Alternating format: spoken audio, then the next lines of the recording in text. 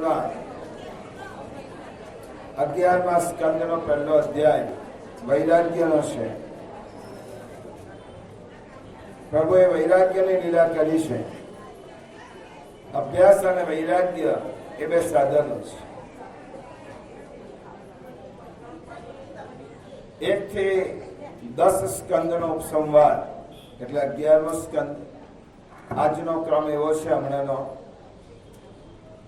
શરૂઆતમાં કથાના વિભાગને આપણે આગળ લઈ જઈશું. 10 મિનિટની કથા પરીક્ષિત મોક્ષની બાકી રાખીશું અને વચ્ચે મનોરથી પરિવાર દ્વારા તેમના પરિવારના પ્રતિનિધિ રૂપે નિલેશભાઈ છે અને સ્વાતિબેન છે, નૈનાબેન છે, એ લોકોની સંક્ષિપ્ત અભિવ્યક્તિ અને આગામી કાર્યક્રમોની કેટલીક જાહેરાત, એના માટે 10-12 મિનિટ ફાળવીશું. મુખ્યજીએ મહત્તમ મર્યાદા દર્શનની 7:30 કે 7:35-7:30 આપેલી છે. એ દરમિયાન સમગ્ર ક્રમ આપણે પૂર્ણ કરવાનો છે. એટલા માટે બને એટલી સંક્ષિપ્ત કથા વિભાગમાં જઈ અને ઔપચારિકતા જે પણ કંઈ કરવાની છે તે પૂર્ણ કરી અને આપણે પછી 10 મિનિટની પરીક્ષિત મોક્ષની કથાનું શ્રવણ કરી કથાને વિરામ આપીશું. 11મા સ્કંધમાં યાદવ કુમારો પિંડારક તીર્થમાં ઋષિઓ બેઠા હતા. વિશ્વામિત્ર, અસિત, કર્ણ, દુર્વાસા, ભૃગુ, અંગીરા, કશ્યપ, વામદેવ, અત્રિ, વશિષ્ઠ અને નારદ. જાંબવતી પુત્ર શાંબને સ્ત્રીનો વેશ પહેરાવ્યો છે. ઋષિઓને પૂછવા લાગ્યા, આ સગર્ભા છે, એને દીકરો થશે કે દીકરી? વિનાશકાલે વિપરીત બુદ્ધિ. ઋષિઓએ કહ્યું કે આના પેટમાંથી તમારો વંશનો નાશ કરવા વાળો મુસળ પ્રગટ થશે. સાંબના પેટમાંથી મુસળ નીકળ્યો. યાદવોએ પાપ છુપાવવા માટે મુસળનો ભૂકો કર્યો અને બાકી રહેલા લોખંડના ટુકડાને સમુદ્રમાં ફેંકી દીધો. માછલો ગળી ગયો. જરા પારદીએ તે માછલાને પકડ્યો અને માછલાના પેટમાંથી લોખંડનો ટુકડો નીકળ્યો. જરા પારદીએ લોખંડની બાણની અણી બનાવી, જે ઠાકોરજીના શ્રીઅંગનો પર પ્રહાર કરશે. બીજા અધ્યાયમાં જ્ઞાન અને ભક્તિનો ઉપદેશ છે. એકવાર નારદજી દ્વારિકા પધાર્યા ત્યારે વસુદેવજીએ નારદજીને પ્રશ્ન કર્યો કે આ જીવનું કલ્યાણ થાય એવું કંઈ બતાવો. અને નારદજીએ કહ્યું, વિદેહ રાજા નિમિના દરબારમાં નવ યોગેશ્વરો પધાર્યા હતા. ત્યારે આવો પ્રશ્ન પૂછ્યો હતો. એ નવ યોગેશ્વરોના નામ છે કવિ, હરિ, અંતરિક્ષ, પ્રબુદ્ધ, પીપલાદ, આવિર્હોત્ર, ધ્રુમિલ, ચમશ અને કળભાઈ. આ નવ યોગેશ્વરો ઋષભદેવજીના વેદ પારંગત 100 પુત્રોમાંથી ભરત અને 9 પુત્રો એ આ યોગેશ્વરો છે. કવિ નામના યોગેશ્વર, દરેક યોગેશ્વરે જુદા જુદા સત્સંગ નો કરાવ્યો છે નિમિરાજાને. આ બાજુ બ્રહ્માદિત્ય દેવો દ્વારકામાં આવ્યા, દ્વારકાનાથની સ્તુતિ કરે છે. તે સમયે ઉદ્ધવજીનું આગમન થયું. ઉદ્ધવજી સમજી ગયા કે પ્રભુએ સ્વધામ પધારવાના છે. સાથે લઈ જવા માટે વિનંતી કરી. ઠાકોરજી કહે છે, હે ઉદ્ધવ, જીવ એકલો આવ્યો છે અને એકલો જવાનો છે. આ સૃષ્ટિમાં કોઈ કોઈની સાથે જઈ શક્યો નથી અને જવાનું નથી. હે ઉદ્ધવ, મેં તારા પર કૃપા કરી છે, હવે તો જ તારા પર કૃપા કરજે. પ્રિયજનો, 4 જણની કૃપા જરૂરી છે. ઈશ્વર કૃપા, સંત કૃપા, શાસ્ત્ર કૃપા અને આત્મ કૃપા. ત્રણેય કૃપા હશે, પણ જ્યારે આપણે પોતે જ નહીં છીએ કે મારે મારા આત્માનો ઉદ્ધાર કરવાનો છે, ત્યાં સુધી તે કરી થવાનો નથી. ઉદ્ધવજીને પ્રભુએ ઉદ્ધવ ગીતાનું શ્રવણ કરાવ્યું છે. પ્રિયજનો, 11 સ્કંદ સંક્ષેપમાં પૂરો કરવાનો આવે ત્યારે અમારો જીવ બળતો હોય છે. કેટલી વાતો એટલી મહત્વની હોય છે કે સમયની પ્રતિવર્ષ મર્યાદાને કારણે ઘણી જ્ઞાન પ્રચુર વાતો અમે તમારી સામે માત્ર વિષયનો ઉલ્લેખ કરી અને જવા દેતા હોઈએ છીએ. એકાદશ સ્કંદ એ તો જ્ઞાન લીલા છે અને તેમાં ખૂબ જ્ઞાન પ્રચુર વાતો આ ઉદ્ધવ લીલામાં, ઉદ્ધવની ગીતામાં પણ ઠાકોરજી ઉદ્ધવના સંવાદ રૂપે કરી છે. યદુ અને દત્તાત્રેયનો સંવાદ છે. તેમના 24 ગુરુઓની વાત આવે છે. 24 ગુરુઓ પાસેથી એક એક વસ્તુ શીખવા જેવી છે. એ 24 ગુરુ એ દત્તાત્રેયના હતા.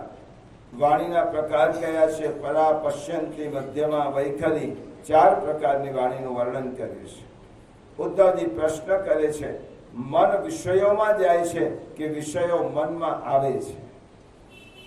નારદ આવો જ પ્રશ્ન સનત કુમારોએ હંસ નારાયણને કર્યો હતો.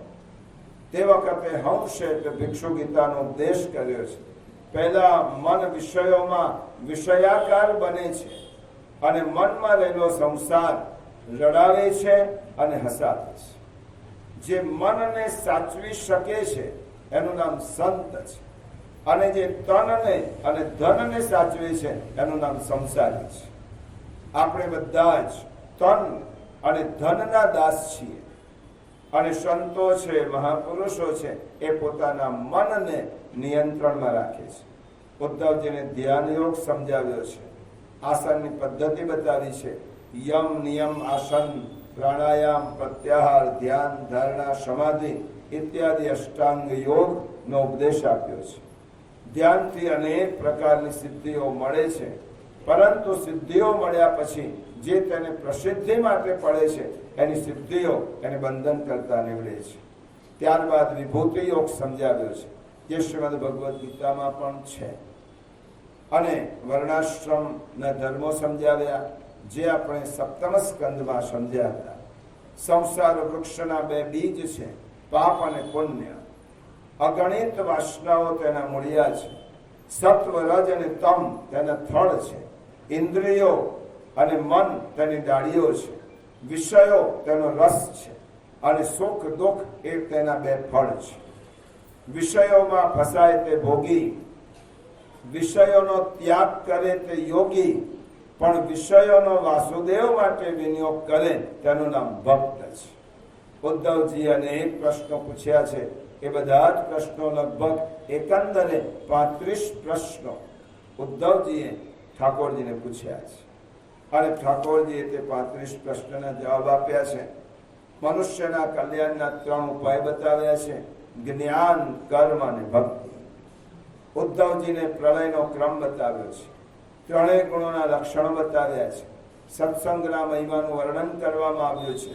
દુષ્સંગથી જીવાત્માના પતનની વાત કરવામાં આવી છે. અહિલ રાજાનું આખ્યાન છે. સુંદર આખ્યાનો છે. ભિક્ષુ ગીતાનો ઉપદેશ છે. ધન ભેગું કરવાના 15 અનર્થો બતાવ્યા છે અને ઉદ્ધવજીને ભાગવત ધર્મનો ઉપદેશ કર્યો છે.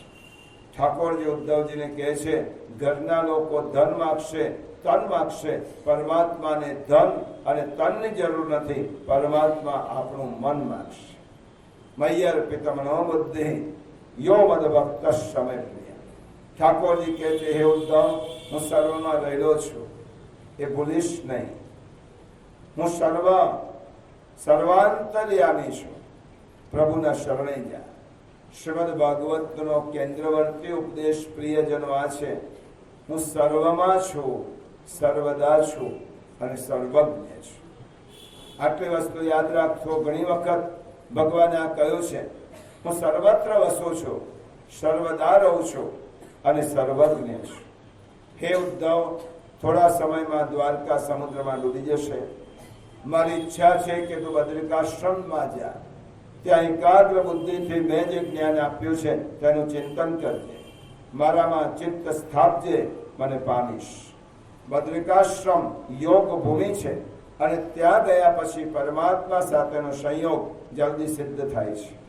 ઉદ્ધવજીએ ફરીથી પ્રાર્થના કરી, પ્રભુ, મને આપની સાથે લઈ જાઓ.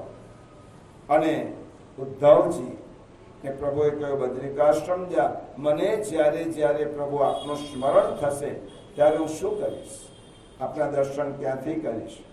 ઉદ્ધવજીને ઠાકોરજીએ શ્રીમદ ભાગવત પધરાવીને આપ્યું છે. હે ઉદ્ધવ, આ શ્રીમદ ભાગવતના અક્ષરે અક્ષરમાં હું વસું છું. જ્યારે મારું સ્મરણ થાય, જ્યારે તું મૂંઝાવા લાગે, ત્યારે શ્રીમદ ભાગવતની પોથીમાં કોઈ પણ અક્ષરમાં તમારા દર્શન કરી શકીશ. પાદુકાઓ પધરાવી છે. ભગવાન કે ઉદ્ધવ, આ શરીરથી હું તારી સાથે આવી શકીશ નહીં, પણ ચૈતન્ય રૂપે હું તારી સાથે જ છું, તારા હૃદયમાં છું, તારો સાક્ષી છું, ચિંતા ન કર. ઉદ્ધવ, પ્રેમથી મારું સ્મરણ કરીશ, તે સમયે હું પ્રત્યક્ષ પ્રગટ થઈશ. દ્વારિકાધીશે ઉદ્ધવજીને ચરણ પાદુકા ભાગવતજી પધરાવ્યા છે અને ઉદ્ધવજીને બદ્રિકાશ્રમ જવા માટે આજ્ઞા કરી છે. શ્રી કૃષ્ણ ચરણ કમલોમાં વંદન કરી ઉદ્ધવજી બદ્રિકાશ્રમ પધાર્યા છે. પાંડુકેશ્વરમાં અલકનંદાના કિનારે ઉદ્ધવજી બેઠા છે. આદિનારાયણનું ધ્યાન કરતા કરતા ઉદ્ધવજી પરમાત્માના ચરણોમાં લીન થયા છે. એકાદશ સ્કંદના 29મા અધ્યાયમાં આ કથા છે. 30 અને 31મા અધ્યાયમાં યદુવંશના વિનાશની કથા છે. મહાન સંત શ્રીધર સ્વામીએ આ 2 અધ્યાયનો વિસ્તાર કરવાની ના પાડી છે. કારણ કે આપણે ઠાકોરજીના ઉત્સવનું વર્ણન કરીએ છીએ, ઠાકોરજી પધારે તે પ્રાગટ્યનું વર્ણન કરીએ છીએ, પરંતુ ઠાકોરજીના આસુર વ્યામોહ લીલાનું વર્ણન માત્ર સંક્ષેપમાં કરીએ છીએ. ઠાકોરજી પધારવાના હોય ત્યારે બધા માટે ઉદાસીની ક્ષણો હોય છે. માટે શ્રીધર સ્વામીએ આજ્ઞા કરી છે, પ્રભુ જ્યારે સ્વધામ ગમન કરતા હોય ત્યારે શ્રોતાઓને માત્ર ઉલ્લેખ કરી અને ઠાકોરજીના સ્વરૂપના દર્શન કરાવી દેવાના, એ જ વક્તાનો હેતુ હોવો જોઈએ. ઉદ્ધવજી બદ્રિકાશ્રમ પર પધાર્યા પછી શ્રી કૃષ્ણે દ્વારિકામાં થતા ઉત્પાતો જોયા. બાળકો અને વૃદ્ધોને શંખોદ દ્વાર ક્ષેત્રમાં અને બાકીના સૌ યાદવોને પ્રભાસ ક્ષેત્રમાં જઈ સ્નાન, ઉપવાસ, દેવ પૂજન, બ્રાહ્મણોને દાન, સત્કર્મ કરવાની આજ્ઞા કરી. શ્રી કૃષ્ણના કહેવાથી યાદવો ત્યાં પહોંચ્યા, સત્કાર્ય કર્યા, પરંતુ દૈવવશાત ભ્રમિત થયેલી બુદ્ધિથી મૈરેયક નામની મદિરાનું પાન કર્યું, જેનાથી બુદ્ધિ ભ્રષ્ટ થઈ સર્વનાશ થવા લાગ્યો. નશામાં ઉન્મત્ત થયા. આપસમાં યાદવો સંઘર્ષ શરૂ કર્યો. શબ્દોથી યુદ્ધ થયો, શસ્ત્રોથી યુદ્ધ કર્યો. એક જ ગોત્રના લોકો એકબીજાના લોહીના તરસ્યા બન્યા. શસ્ત્રો ખૂટ્યા. એરકા નામનું નેતરનું ઘાસ ઉખેડી અને એકબીજા ઉપર પ્રહાર કરવા લાગ્યા. શ્રી કૃષ્ણ અને બલરામજીએ સમજાવ્યા, ન માન્યા, પરંતુ એમને પણ શત્રુ સમજી અને એમના ઉપર પણ પ્રહાર કરવા લાગ્યા. વાંસના નજીકના 2 વૃક્ષોના થડના પરસ્પર ઘર્ષણથી જન્મેલી આગમાં આખું વન બળીને ભસ્મ થઈ ગયું. તેવી રીતે યાદવો નાશ પામ્યા. બલભદ્રજીએ સમુદ્ર તટ પર બેસી એકાગ્ર ચિત્તથી પોતાના આત્માને પરમાત્મામાં સ્થિર કર્યું અને પરમ પદમાં વિલીન કર્યા. શ્રી કૃષ્ણ પરમાત્મા એક પીપળાના વૃક્ષ નીચે જઈ મૌનનો સ્વીકાર કરી ભૂમિ પર વિરાજમાન થયા. ચતુર્ભુજ સ્વરૂપ ધારણ કરેલું છે. અત્યંત દેદીપ્યમાન વાદળ સમાન શ્રીઅંગ અદભુત કાંતિથી શોભી રહ્યું છે. વક્ષ સ્થળ પર શ્રીવત્સનું ચિહ્ન છે. પિતાંબરનું પવસ્ત્ર શોભી રહ્યું છે. મુખારવિંદ પર સ્મિત છે. વાકડિયા વાળ છે. કમળ સમાન નેત્ર છે. કાનમાં કુંડળ છે. લલાટે સુહામનું તિલક છે. મોર પીછનો મુગટ છે. ખભે યજ્ઞોપવિત શોભી રહ્યું છે. વક્ષસ્થળે કૌસ્તુભ મણિ છે. વનમાળા ધારણ કરી છે. શંખ, ચક્ર, ગદા, પદ્મ 4 ભુજામાં પ્રભુએ ધારણ કર્યા છે. ડાબો ચરણ જમણા ચરણની સાથળ પર પધરાવ્યો હતો અને પરમાત્માના અત્યંત સુમંગલ સ્વરૂપનું વર્ણન સુખદેવજી કરે છે. હે રાજન, દર્શન કરો પ્રભુના. આ સ્વરૂપ તમારા હૃદયમાં ધારણ કરી રાખો. દૂરથી જરા પારધીએ પ્રભુનો ચરણ હરણ જેવો લાલ દેખાયો અને હરણનો શિકાર કરવાની ઈચ્છાથી ધનુષ હાથમાં લીધો. માથામાંથી બાણ ખેંચ્યો. આ એ બાણ હતું જેના પર એ પેલી માછલીના પેટમાંથી નીકળેલો મુસળનો અણીદાર ટુકડો લગાડ્યો હતો. સંધાન કર્યું. શરણ કરતો બાણ છૂટ્યો અને ઠાકોરજીના શ્રી અંગને એને પીડા પહોંચાડી. જાળીમાંથી આવી અને પારધીએ જોયું છે, પ્રભુને જોયા, ચરણ કમલ પકડ્યા, ક્ષમા માંગવા લાગી, તુદન કરવા લાગી. ઠાકોરજી આજ્ઞા કરે છે કે ડર નહીં, મારી ઈચ્છાથી જ બધું થયું છે.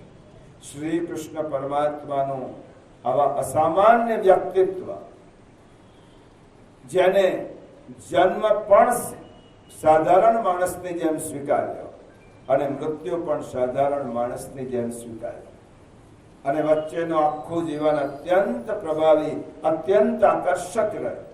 આ શ્રી કૃષ્ણ ભગવાનના ચરિત્ર અને લીલાને કોણ ઓળખી શકે? તો ડર નહીં, હું તને સ્વર્ગમાં નિવાસ આપું છું. પારધીને કહ્યું, જરા એ વૃદ્ધાવસ્થાનું બાણ છે અને કોઈને છોડતું નથી. ઠાકોરજીએ કહ્યું, તારો પૂર્વજન્મ સમજાવી દઉં તો રામાવતારમાં તું વાલી હતો અને મેં મારા સુગ્રીવનો પક્ષ લેવા માટે 7 તાડના વૃક્ષની પાછળ છુપાઈને તને માર્યો હતો.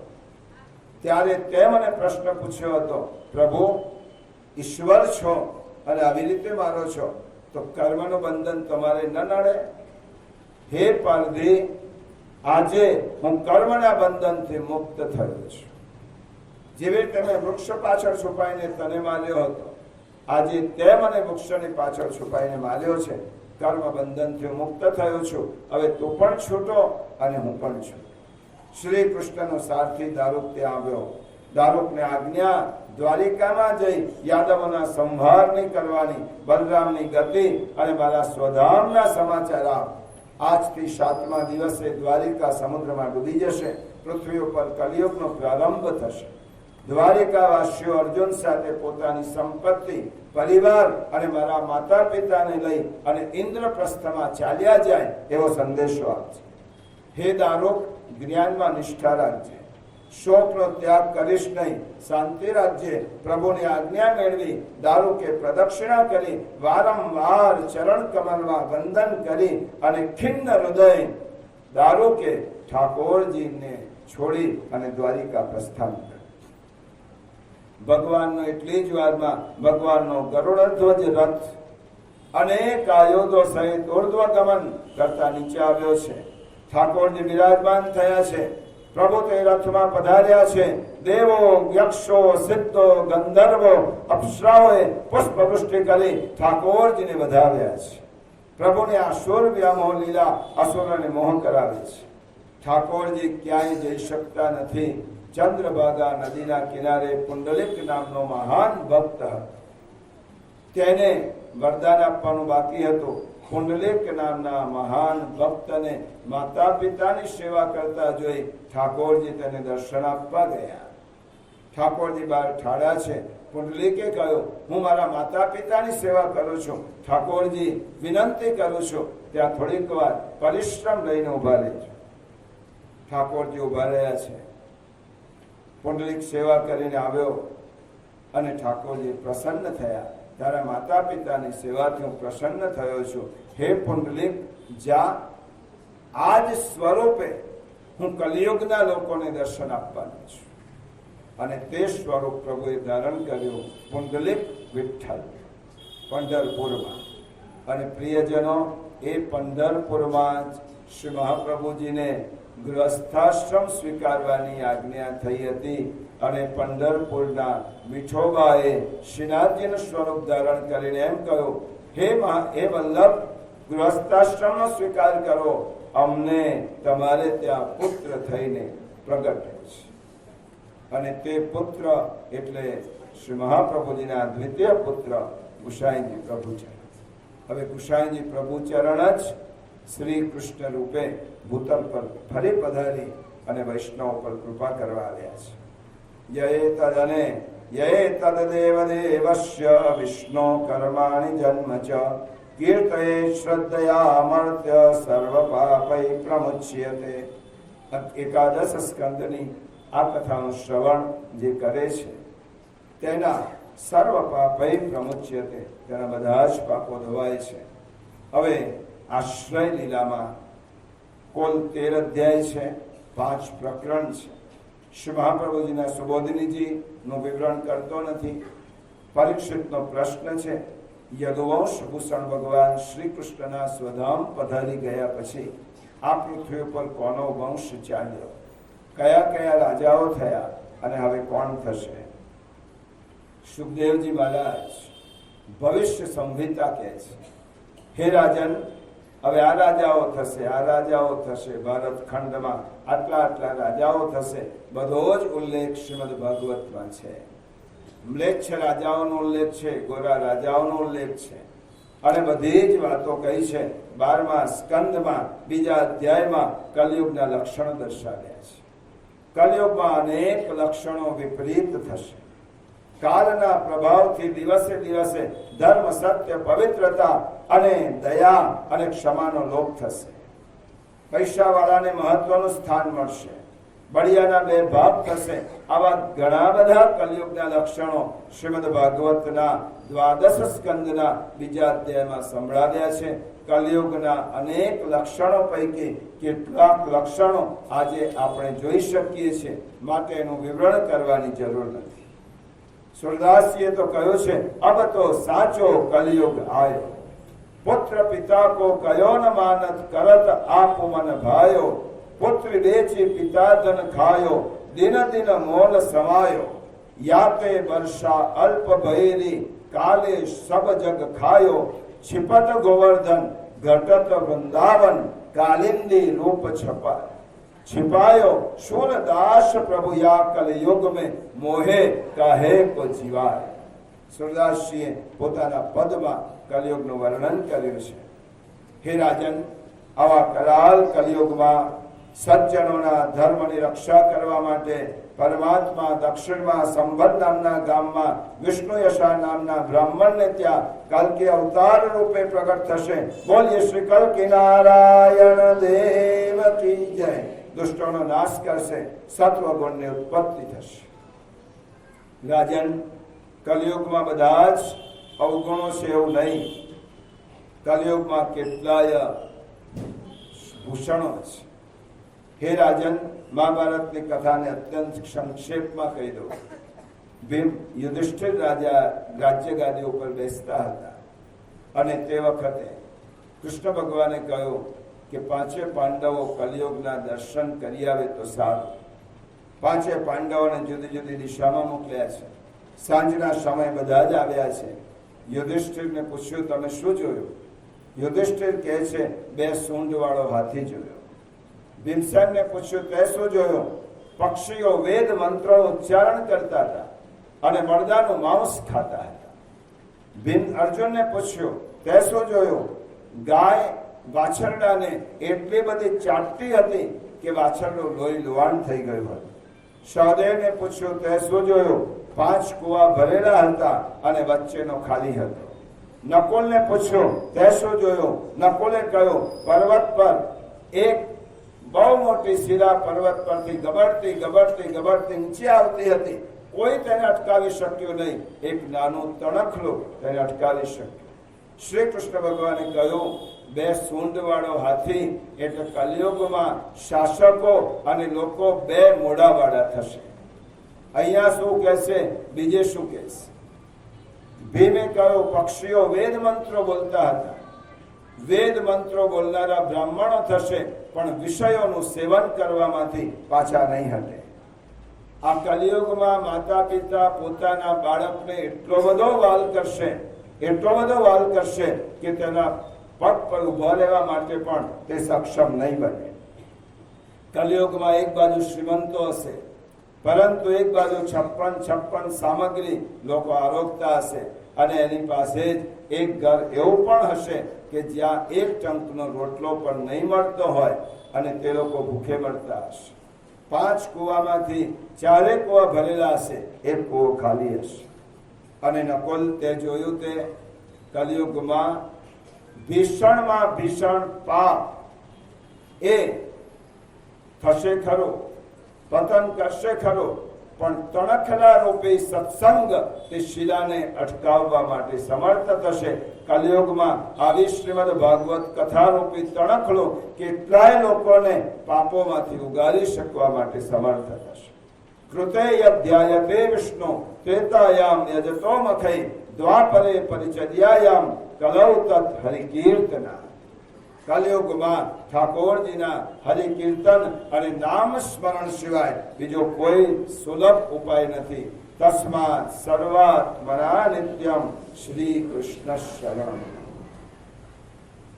સુરદાસજી આપણને આશ્વાસન આપે છે, પ્રિયજનો, જબલગ યમુના ગાવ ગોવર્ધ, જ્યાં સુધી યમુનાજી પુત્ર પર બિરાજે છે, જ્યાં સુધી ગિરિરાજ બાબા આપણને દર્શન આપે છે, જબલગ ગોકુલ ગાય ગોસાઈ, જ્યાં સુધી ગોકુલ છે, શ્રીમદ ગોકુલ છે, ગોસાઈ એટલે વલ્લભ કુલ છે, સંતો છે, મહાપુરુષો છે.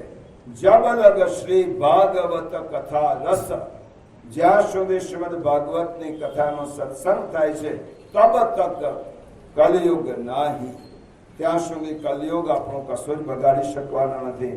સુખદેવજી પરીક્ષિતને બોધ આપતા કહે છે, હે રાજન, આત્મા અને પરમાત્મા એક જ છે. જેમ માટી અને ઘડો બંને માટી છે, ઘરેણા અને સોનું એ બંને સોનું છે. હે રાજન, બ્રહ્માથી માંડી તમામ ભૂતોની ઉત્પત્તિ અને લય પ્રતિક્ષણ થાય છે. આપણો દેહ પણ પ્રતિક્ષણ ઘટે છે. દેહાધ્યાસ છોડો, પરમાત્મામાં ધ્યાન કરો. આત્મા એ જ પરમાત્મા છે. હે રાજન, અવિનાશી પરમાત્માની આ કથા પૂર્વમાં નારાયણ ભગવાને બ્રહ્માજીને કરી, બ્રહ્માજીએ નારદજીને કહી, નારદજીએ વ્યાસજીને કહી, વ્યાસજીએ મને કહી, અને નૈમિષારણ્યમાં સુત પુરાણી શૌનકાદી ઋષિઓને કહે છે. અને એ જ કથા પ્રિયજનો તમે આજે મારી પાસેથી સાંભળી રહ્યા છો. એ શ્રીમદ ભાગવત કથા યાદ રાખો રાજન. અહમ બ્રહ્મ પરમ ધામ બ્રહ્માહમ પરમમ પદમ. પરીક્ષિત રાજાને કહ્યું, આત્મ સ્વરૂપનું ચિંતન કરો. સમાપ્તિમાં 4 પ્રકારના પ્રલયની વાત સંભળાવી છે. સુખદેવજી રાજાને સાવધાન કરે છે, રાજન, આજનો છેલ્લો દિવસ છે. તક્ષકનાગ હવે આવવાની તૈયારીમાં છે. તક્ષક શરીરને કરડશે, આત્માને કરડવાનો નથી. પરમાત્માનો અંશ તો પ્રભુના ચરણે જવાનો છે. તું તેજોમય નારાયણનું ધ્યાન કર.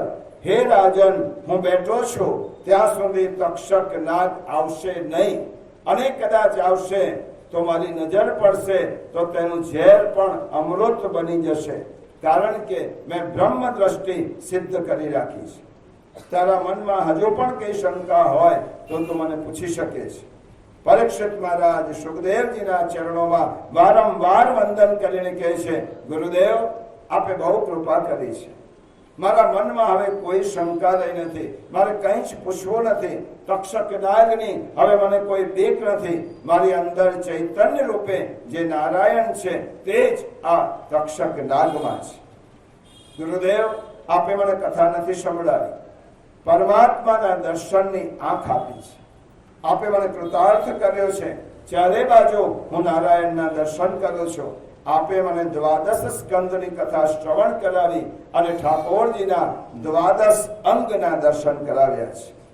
ગુરુદેવ, આપે મને નિર્ભય બનાવ્યો છે, નિસંદેહ બનાવ્યો છે. હવે હું ભગવાનના ચરણે જઈશ. હે રાજન, તને અભિનંદન છે. તારા શરીરને તક્ષક દંશ દેશે એ પ્રસંગ મારાથી દેખાય નહીં. મારું કાર્ય પૂરું થયું છે. હવે હું જાઉં છું તો મને જવાની રજા. પરીક્ષિત મહારાજ વારંવાર વંદન કરે છે. મનમાં થોડી ભાવના છે, હું મારા સદગુરુદેવની પૂજા કરું. પરીક્ષિત રાજાએ સુખદેવજી મહારાજની પૂજા કરી છે. સુખદેવજીના ચરણમાં સાષ્ટાંગ વંદન કર્યા. હે ગુરુદેવ, હું આપણા શરણે આવ્યો છું. એક વખત મને કૃપા દ્રષ્ટિથી નિહાળી લો. સુખદેવજીએ રાજાના મસ્તક પર હાથ ધરાવ્યો. હે પ્રભુ, આ જીવનું કલ્યાણ થાવ. અને તે જ વખતે શંખ ચક્ર ગદા પદ્મધારી ચતુર્ભુજ નારાયણના રાજાને પ્રત્યક્ષ દર્શન થયા છે. રાજા કૃતાર્થ થયો. સુખદેવજી મહારાજ ઉભા થયા છે. મોટા મોટા ઋષિઓ એમની કથા શ્રવણ કરવા માટે બેઠા હતા. સ્વયં વેદવ્યાસજી બેઠા હતા, પરાશર ઋષિ બેઠા હતા, નારદજી બેઠા હતા. બધા જ મહાપુરુષો ઉભા થઈ અને સુખદેવજીને માન આપે છે. બોલીએ શ્રી સુખદેવજી મહારાજ કી જય. સર્વત્ર જય જયકાર થયો છે. નૈમિષારણ્યમાં સુતજી શૌનકાદિ ઋષિઓને આ કથા સંભળાવે છે. હવે સુત પુરાણી શૌનકાદિ ઋષિઓને કહે છે મારા સદગુરુ સુખદેવજી મહારાજ છે. કોણ માન આપે છે, કોણ વંદન કરે છે, કોણ ઊભું થાય છે, સુખદેવજીનું ધ્યાન ક્યાંય નથી.